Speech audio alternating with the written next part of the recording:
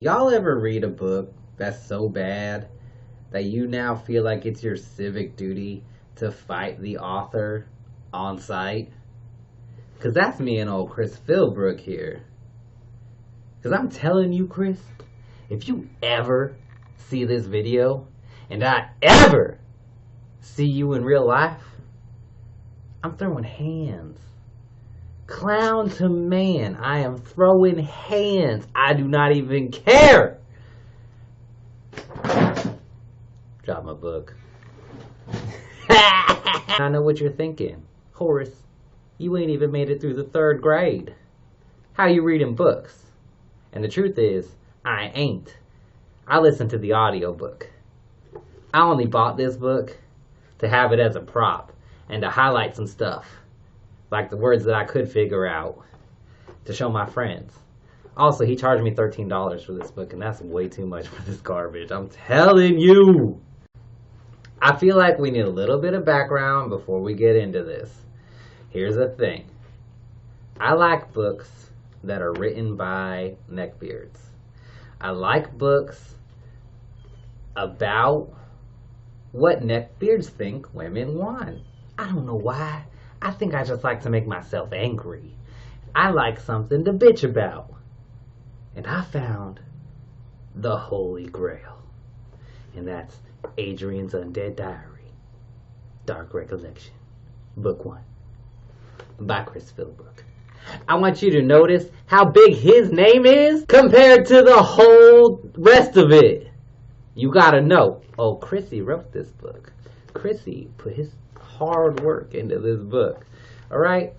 You better put some respect on old Chrissy's name for writing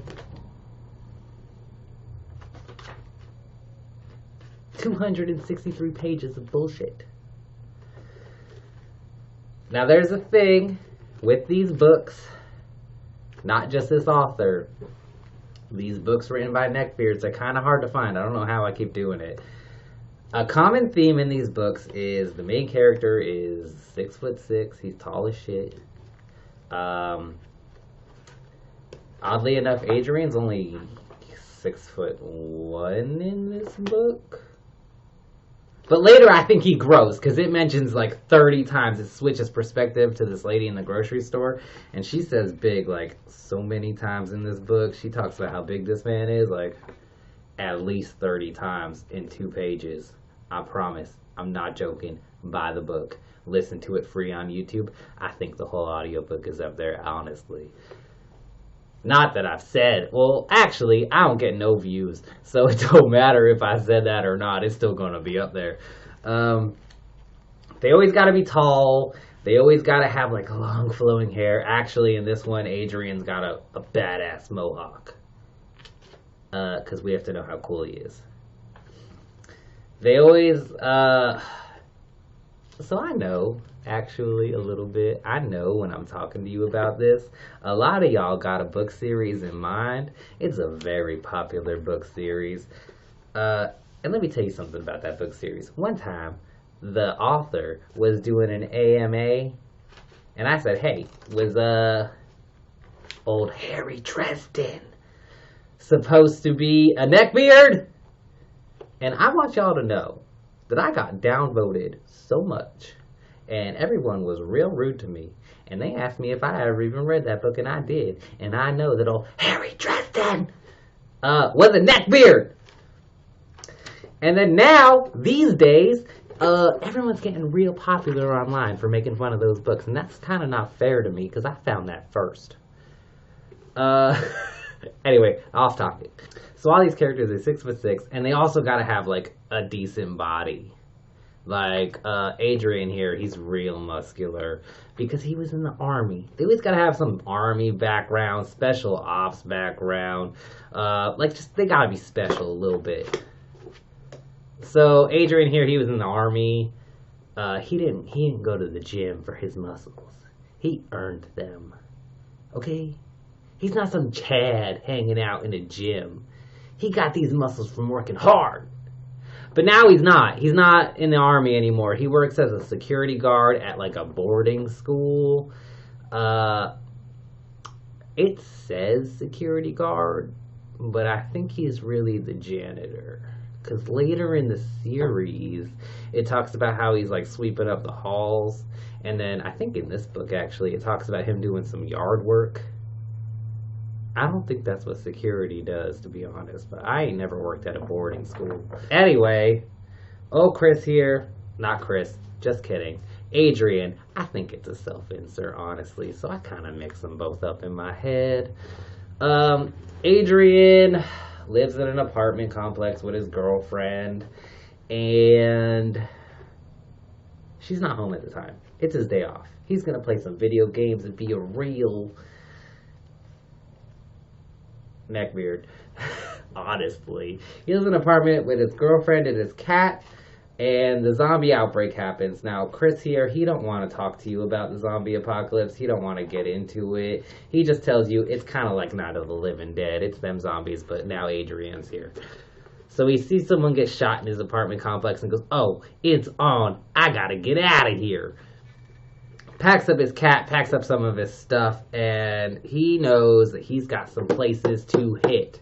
Now, these places, none of them are to go get his girlfriend. None of them are to even think about his girlfriend. He's got to go first to the gun store. And this is where the book switches perspective to Paul, I think his name was. And Paul is sitting in the gun store because the only time this book ever switches perspectives is to tell you about how cool Adrian is. So Paul sees Adrian walk in and he's like, oh, this big, scary, tattooed man walks in. Also, in the beginning of the book, I know I keep going back and forth, but in the beginning of the book, it says Adrian's kind of a pudgy man. And then it changes its mind, like 10 pages later, and says Adrian's a big, tall, buff guy. Really weird. That's why I kind of think it's a self-insert, because, bitch, I looked up Chris, and he a big boy. So, anyway, Adrian walks in the gun store. Paul goes, oh my god, I think we're gonna get robbed, this guy with all these scary tattoos. Hey, by the way, Adrian's tattoos, he's got like a sleeve of a koi pond. So he walks in and he's got all these scary tattoos, and he's a big, tall guy. Later in the series, he has a mohawk. I don't think he has a mohawk right now. God, it's so ridiculous. And he thinks they're going to get robbed, but then Adrian comes up all real respectful, and then Paul gets respect for Adrian because Adrian knows what he's talking about. He knows what guns he wants and what kind of bullets he wants and what kinds of gun cleaner he wants. So Paul's like, oh, I really respect this guy, and he gives him everything he needs, and he gives him more because he knows that Adrian's going to put it to good use. So Adrian leaves there. He goes to, I think he wasn't even planning on going here. He goes to like a farmer's garden place and gets some, I don't even remember what he gets. I don't want to lie to you. You got to read the book. He goes there, and then he goes to a supermarket, I think he goes to next. And as he's walking into the supermarket, he sees someone get run over by a minivan. But he doesn't care about that. He knows what's going on. Adrian has watched horror movies and plays video games, and that's how he knows how to survive the zombie apocalypse. So he goes in, he's getting all his stuff, he breaks up a fight. I don't think you get to know about that till later in the book when it switches perspectives to a lady who's in the grocery store. Also, Paul and this lady both die at the end, so you get a whole chapter each time. So I forgot where I was at because I got up because I had to look at who was at the door. So it only switches perspectives when we got to know about how cool Adrian is. And each time, it's only twice. One, when he's in the gun store and we got to talk about how Paul thinks he's the shit. And two, when he's in the supermarket. It goes back to the supermarket like so many times. Because he's already in his little school. Like he's already cleared it all out. And it's just his journal. And it keeps going back and forth. And the other time is in the supermarket, and it's got to talk about how cool Adrian is and how calm and collected he is, blah, blah, blah, blah. So he gets all this stuff. He breaks up a fight in the supermarket. He meets some mom with her kid. That's whose perspective it's from. And she mentions like 30 times in 2 pages how big and tall Adrian is. He's 6'1", bitch. My dad's 6'3". I don't think you that big. Not the point. So he goes to there, he goes to the supermarket, he does all that. And here's the thing. He gets out of the supermarket, and it's one of the best parts. And I swear to you, I promise you, wait for me to find this page. It's going to be the best shit you ever heard of, too. It's one of them pages I didn't even mark because I'm dumb as hell. So he's leaving now. He's leaving the supermarket. And he sees that the guy who got ran over by the minivan ain't feeling too good. And he knows it's a zombie. Because Adrian knows everything. So he walks over and he shoots the zombie in the head. And he's in this part, I'm going to read it to you. He a little upset because some of the brains and stuff splashed against his legs. So he goes, I took another deep breath and chilled myself out. Couldn't worry too much about it right then. I racked up another shell in the shotgun, noticed the startling amount of people looking at me with shocked expressions, and walked back to my cart. You know, there was at least 10 guys in the parking lot at that moment with a gun just like me. Why didn't they do anything? Was I the only one with the balls? I suspect I have just watched too many horror movies. The crowds parted like I was motherfucking Moses and they were the Red Sea. I'm a big dude and frequently people see me and my tattoos. And I get a wide berth anyway. But this was an adult strength wide berth. 20 feet solid. That kind of felt good. I was getting a hardcore adrenaline rush the whole time. And I'm not gonna lie, it felt kind of good. So Adrian has to bring up how tall and cool he is every 3 minutes. But also I think it's funny that he's kind of like... Because anytime Adrian sees or talks about another man in this book, he has to tell you about how his balls are bigger. There's a part where he's talking about how some buff zombie is running out of his car, but he's like, but he was balding. And there's another time where he's looking through a house for some clothes, and he goes, yeah, his clothes fit me. We was about the same height, but his shoes didn't fit. Because I wear a size 14 and he wears a size 11. Get it, guys? Haha, big feet. So he's always got to bring other dudes down every time he sees them. That's like his fun part of his personality, I guess. Does all his supermarket bullshit, and then he goes to, now he's making his rounds on his family. So he goes to his mom's nursing home. She's dead. Skip over it. None of it matters. It's all bullshit. Goes to his friend's house. It's a couple. They got a kid. He's like, I gotta go protect the kid. Goes to their house. They're gone. The dog's dead. Chill. Whatever. Then he goes to Steve's apartment.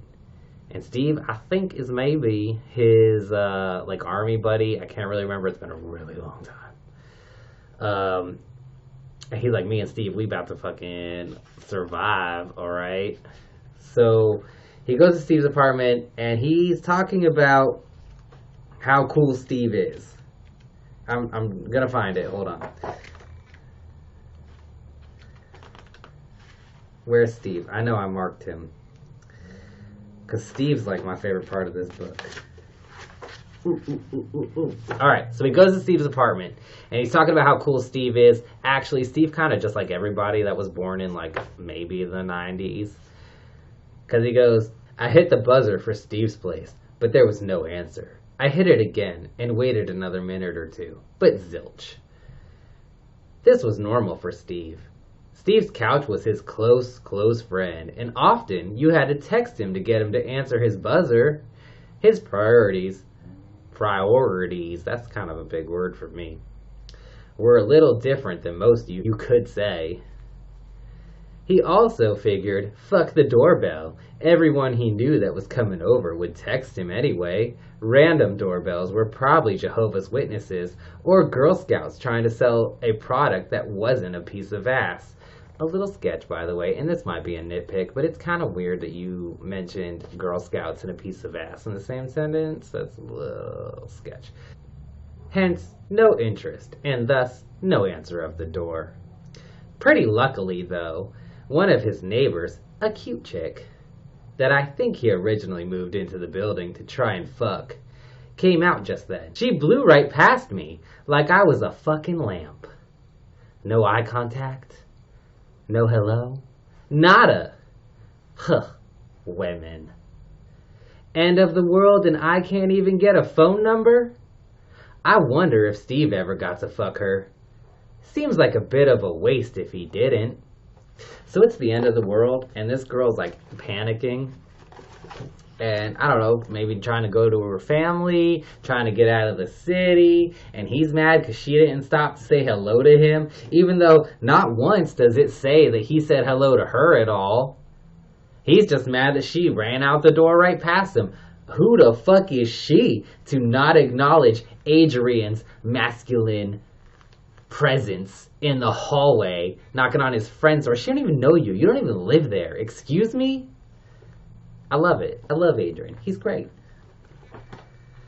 So he finds out Steve's not there, basically. But that was just like, you can't talk about Adrian without talking about that interaction, because he's a little bit weird. Also, there's multiple times in this book where it just has to talk about, like, how masculine he is, I guess, or, like, how much of a dude he is. And there's another part I'd like to read to you about, he's already in his little dorm and he's writing, but he goes, "Oh, Christ, I just farted, and it smells like pure evil. Fucking frozen dinner is giving me gas. Otis," that's his cat, "just got up and walked up the stairs to get away from me. I am awesome. I gotta crack a window. BRB. Like, you guys, I'm just a manly bro, right?" Why would you write that in your diary? Because it also says in this book that he's, like, writing it down for, like, the future to find. Like, nobody cares about you fucking busting ass in a room by yourself. Excuse me? Okay. What else do I have marked in here? That's a little weird. Oh, it's the farting part. So, Adrian's done at Steve's house, and he's basically like, the last thing she's gotta do is just go clear out the school. So he's clearing out the school. There's a whole weird part where he walks in, like, there's still people at the school, like, they're trying to get their kids out, they're trying to blah, blah, blah. And he walks into a front desk lady is panicking because one of the teachers locked herself in a room with all the kids and she's not letting any of the kids leave. Turns out 2 of the kids are zombies and she's kind of like freaking out. And Adrian's like, "I'm gonna go sort that bitch out." Like, she's trying to do what's best for the kids. Like, she thinks it's lockdown. Like, that's kind of, when I was in school for all 3 grades that I went for, that was what lockdown was, is the teacher locked the door and kept us all in there. But whatever, he's a big man and he's got to go figure that shit out. Turns out he ends up killing everyone in school, or they leave. He clears out the school, all the zombies. There's also a part where he's getting ambushed and he's climbed his little way up onto like a roof and he sees a couple pull up and he goes, "Well, I could tell, like, she was too good for that guy," whoever the dad is who's looking for his kid or whatever. "But I could tell that she wasn't a trophy wife. I could tell that she really cared about him. But she was, like, way too pretty to be with him." Anyway, the dad dies, and then the wife is stuck in a car, and Adrian's up on the roof, and they're, like, looking at each other, being like, "Oh," and he's like, "Hey, maybe after all this, we can have a connection, and we can be in love," and blah, blah, blah. Gets out of the car and kills herself, like, just gives herself to the zombies, because me too, if Adrian was up on that roof looking at me like that, I'm out of there in a second, like, dead, alright? And this whole book, I'm telling you, this whole book, old Adrian crying because he's lonely and ain't got his girlfriend with him. But ain't once gone and seen if he could get her. Got his cat, cleaned out the school, got a whole little bunker. But now that he's lonely and horny, because it mentions multiple times in this book about how horny and how many boners old Adrian gets, because he's a full testosterone-filled man. He a man. He got some needs. And one of the best parts, too, is that he's always like, "Well, I don't miss my girlfriend. Her name is Cassie. I don't miss Cassie. I don't miss the sex." But any time he mentions Cassie, he brings up sex or boners or her titties or just anything like that. So I think that's all Cassie is to him, is some titties. I don't think you get to say, Oh, that's not what I miss her for. But hey, remember that one time it was Halloween and she dressed all slutty and I got to have sex with her? Remember that time, guys? That's pretty much all Adrian thinks about women. It's the best. So actually, the book just kind of ends really there. I mean, we covered all the bases. You gotta read 8 other books. And here's the thing. I thought in the beginning of this, I thought that this was gonna be a book about what if someone kind of shitty survived in the apocalypse. Like, what if someone with a bad personality survived in the apocalypse? Kind of like in Stephen King's The Stand, and that nerd, what was his name? Harold survived, and it just turned out he was annoying to everyone. I thought that was what this is. That's not what this is. Later in the series, you find out that Adrian's basically Jesus and has a fight with the devil. And there's a whole like God and devil shit. It gets real weird. I highly suggest it. This is a great book. This is one of my favorite books. I talk about this book to everybody. Oh, also, just, hey, fun times, guys. At the end of the book, the very end, I actually have 30 pages left to read of this, and I just couldn't do it. I just couldn't. I know the ending, and I just couldn't read the rest of it, to be honest. It kind of just ends, really. So at the end, you got, like, about the author. This is where I really want to fight him. So it says, Chris Philbrook is the creator and author of Adrian's Undead Diary, as well as the popular web fiction series. I can't read that, but it's Dragon Among Us. Elmerin and Tesser, a Dragon Among Us, maybe. I don't know. I don't read. Alright? Chris calls the wonderful state of New Hampshire his home. He is an avid reader, writer, role player, miniatures game player, video game player, and part-time athlete, as well as a member of the Horror Writers Association. If you weren't impressed enough, he also works full-time while writing for Elmerin, as well as the world of Adrian's Undead Diary, and his newest project, Tesser, a Dragon Among Us. So be impressed that this author has some side hobbies while working a real job that I feel like if it was something to mention, like I feel like if he was a lawyer, it'd be like, while working full-time as a lawyer, because he's going to have to talk himself up. But it doesn't mention it, so I'm going to assume it's the Kmart.